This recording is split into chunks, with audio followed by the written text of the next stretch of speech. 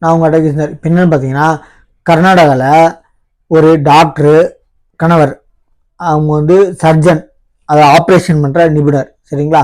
அதே இது பொண்டாட்டியும் காதலிச்சு கல்யாணம் பண்ணியிருக்காங்க. அந்த பொண்டாட்டியும் டாக்டர், தோல் மருத்துவர், என்ன சரிங்களா, ஸ்கின் டாக்டர். இவர் வந்து ஆக்சுவலி அந்த பொண்ணு இறந்து 6 மாதம் முன்னாடி. இப்போதான் போஸ்ட்மார்ட்டம் ரிப்போர்ட் வந்திருக்கு. போஸ்ட்மார்ட்டம் ரிப்போர்ட்டில் பகிரங்கமாக தெரிய வந்திருக்கு, அந்த பொண்ணோட உறுப்புகளில் குளோரோஃபார்ம், அதாவது மயக்க மருந்து இருந்திருக்கு. ஃபுல்லாகவே மெயினான ஆர்கன்ஸ் எல்லாமே உறுப்புகளில் மயக்க மருந்து இருந்திருக்கு. அதனால இவங்க இயற்கை சாவல்ல அப்படி அவங்க ஹஸ்பண்டை அரெஸ்ட் பண்ணி விசாரிச்சா கொலை பண்ணது அவன் தான் தெரிய வந்திருக்கு. அது ரீசன் விசாரிச்சுட்டு இருக்காங்க 6 மாசத்துக்கு அப்புறம், சரிங்களா? எப்படின்னு பார்த்தா உச்சகட்டம் இயற்கையான சாவு மாதிரி ஏற்படுத்தியிருக்கான். ஆக்சுவலி இப்போ ரீசன் கேட்டா, ஃபர்ஸ்ட் ரீசன் வந்து அந்த பொண்ணுக்கு அடிக்கொருக்கா உடம்புல சரியில்லாம போயிடுச்சு. அதுக்காக சரி டாக்டரா இருந்துட்டு சரி பண்ண முடியும், துப்புல நான் உட்கார்ந்து விட்டுருந்தா நீ பாக்குற தொழில் கேட்கலாம், ப்ரொஃபஷன் கேள்விப்படுத்தாது.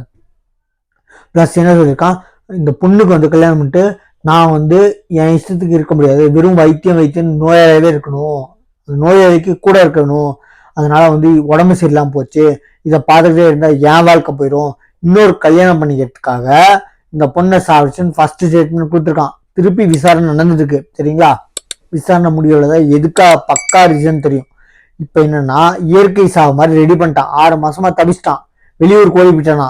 லுக் அவுட் நோட்டீஸ் கொடுத்து தேடுதல் வேட்டையில் இறங்கி கண்டுபிடிச்சி அரெஸ்ட் பண்ணியிருக்காங்க, சரிங்களா? நம்ம சேனலை சப்ஸ்கிரைப் பண்ணுவாங்க. தேங்க்யூ.